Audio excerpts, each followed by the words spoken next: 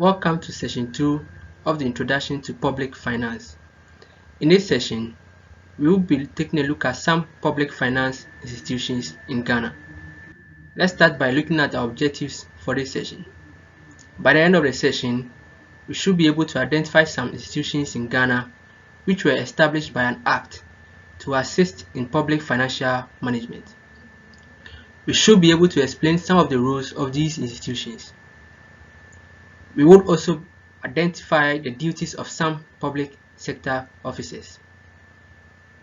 The first institution we look at is Ghana Statistical Service, who has the sole responsibility of compiling and collecting socio-economic data in Ghana and publishing this data for the public to make informed decisions. Most common of the published data is the inflation rate, which are published monthly and annually as well. They are also responsible for conducting surveys and census.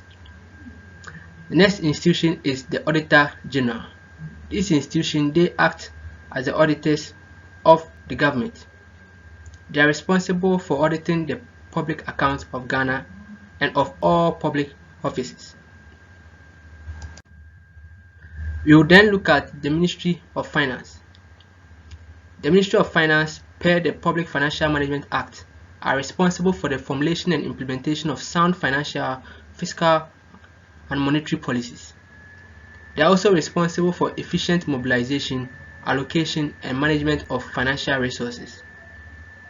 They are responsible for creating an enabling environment for investment and also establishing and disseminating performance-oriented guidelines and accurate user-friendly financial management information system.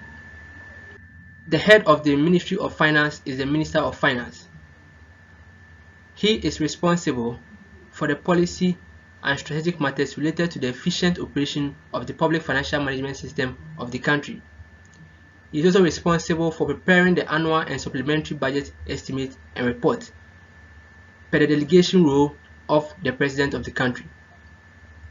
The Minister of Finance is also responsible for submitting to Parliament for approval the budget of all the covered entities. He also monitors and assesses the implementation of the annual budget. The Minister of Finance is also responsible for accounting for public funds through a consolidated public account. He is also responsible for supervising the financial operations of all covered entities. The next officer will be the Controller and Accountant General. The responsibilities of the Controller and Accountant General includes compiling and managing the accounts prepared in relation to public funds, issuing general instructions to a principal spending officer, keeping, rendering, and publishing statements on public accounts under this act. He is also responsible for developing efficient accounting systems for a covered entity and approving accounting instructions of a covered entity. The Controller and Accountant General acts as an accountant to the government. Another key institution is the Bank of Ghana. Bank of Ghana serves as the bankers of the central government and of the country. They are responsible for keeping and maintaining the bank accounts of Ghana. According to the 1992 Constitution, the Bank of Ghana is responsible for issuing the currency of Ghana. It is the sole institution with the authority of issuing currencies in Ghana. It is also responsible for promoting and maintaining the stability of the currency of Ghana. This is done by regulating the exchange rate of the country.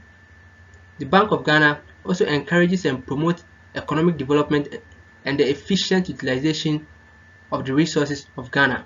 This is done by the governor advising or providing advice to the Minister of Finance on how to disburse public funds. The Bank of Ghana, per the 1992 Constitution, is the sole custodian of state funds of Ghana, both in and outside Ghana. Let's consider one key officer in public financial management. This is the Principal Spending Officer. Principal Spending Officer could be the Chief Executive Officer or the Chief Director of any state institution. They are responsible for producing output in this institution. So for example, if we take an institution like the Ghana Electricity company, the chief executive officer of this institution is the principal spending officer. They are responsible for ensuring the regularity and proper use of money appropriated in the covered entity. They authorize commitments for the covered entity within a ceiling which is set by the minister. They also establish an effective system of risk management, internal control, and internal audit in respect of the resources and transactions of that covered entity. Brings us to the end on our discussion on public financial institutions. We have looked at some responsibilities of some state institutions and some officers of the state.